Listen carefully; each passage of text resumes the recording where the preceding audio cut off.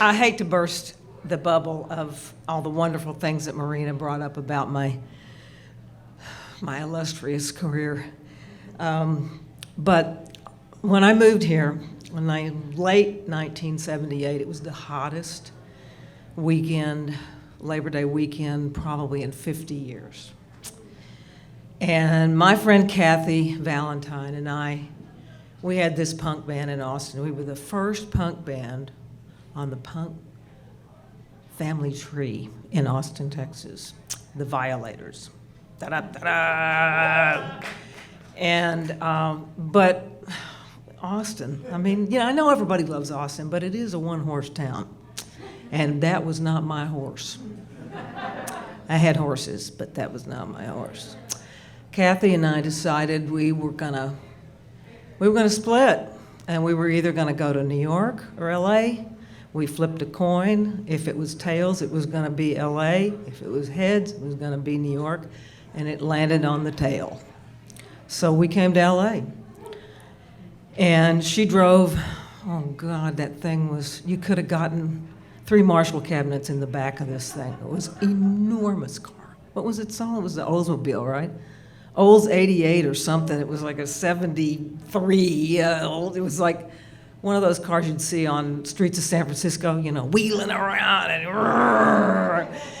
and I had a Mustang, and a 74 Mustang. As a matter of fact, Lois and I had the same car. Hers was green and mine was gray. Our friend Lois. And when we came to LA, Kathy got here first, a couple weeks. I came and I had a job waiting for me.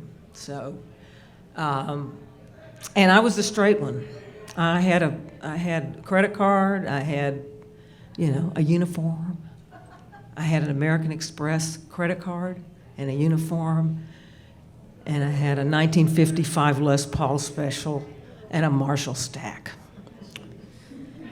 And has anybody ever moved a Marshall stack up a flight of stairs? I know you might have. Okay. Well, Kathy and I, because of my credit card, bless her heart, she was underage. She had a fake ID when we came. We got an apartment on the second floor right off of Holloway, between Holloway and Fountain, right behind Barney's Beanery. And it was a really nice apartment. Every time I drive by it now, I still go, man, that was a really nice apartment we had. But it was upstairs. And I had 2 412 Marshall cabinets. We had a blanket, and we put the Marshall cabinet on the blanket.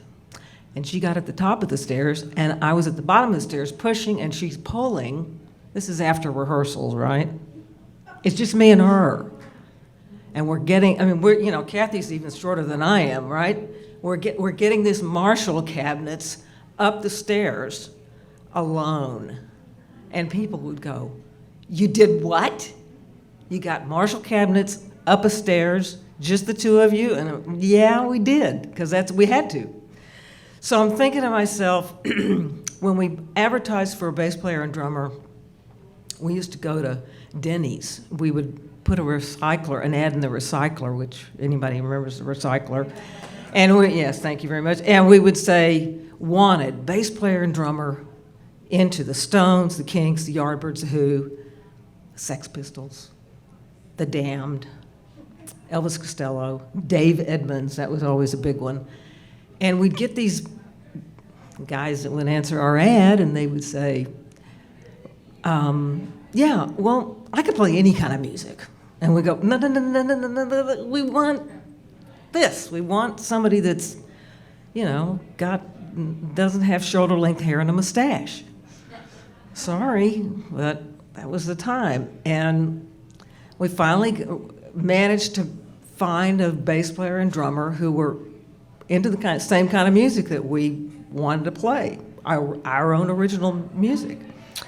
And so we met Marcus Cuff, who was Emmylou Harris's drummer on her first band's album. He had come from DC out to LA.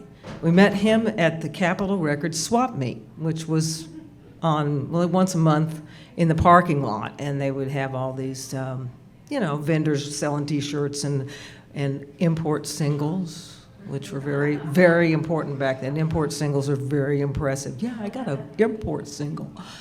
And we met Dave Provost, and we started rehearsing over on Vine, and we just really knew that we were here to do a job, which was get a record deal, write our own songs, 2 women leading a band, and we were just going to kick asses. And we did. We kicked asses and we took names. And I'm so proud of her.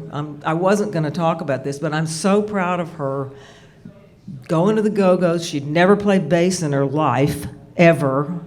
Went and borrowed a bass, heard that they were looking for a bass player, and she got the gig, and the rest is history. And she's in the Rock and Roll Hall of Fame because of Kathy Valentine. Those Go-Gos are in there because of her. So let's give her a round of applause.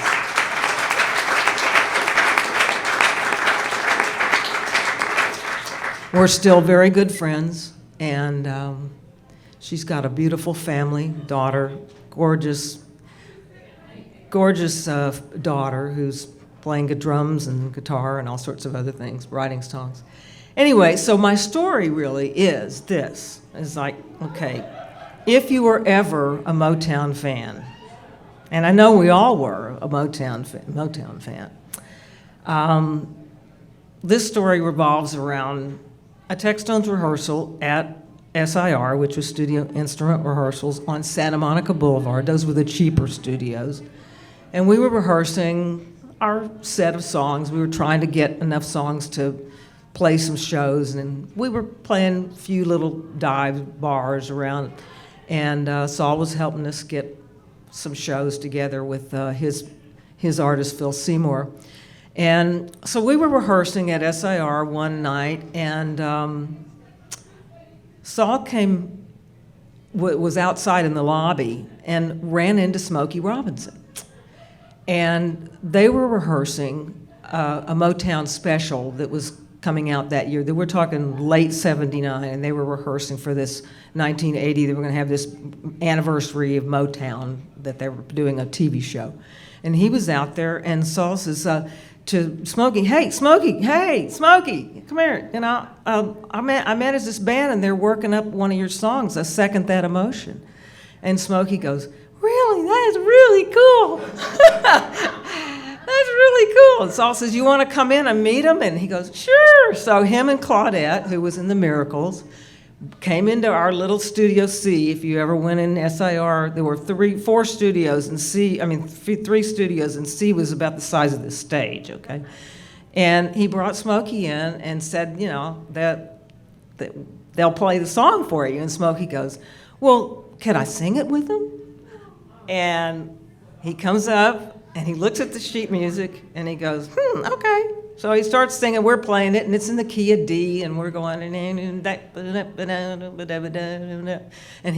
he starts singing, and it was like the most unbelievable feeling to see Smokey Robinson anyway in the same space that you're standing in, much less he's got a microphone, much like this one, and he's singing his song with the 4 of us. And when he's done, we're all just like, you know, we're like, we can't believe what we're doing. And he's going, well, wait, hold on a second. This is awfully strange verse in here. This third verse, where'd that come from? And he's got the sheet music. Because Saul used to go get the sheet music so we could learn the songs as they, you know, were written by the artist, right? And they were like written out like sheet music, like staffs and the whole deal. And he's looking at it, and he's going, what's this verse in here? I don't remember this verse.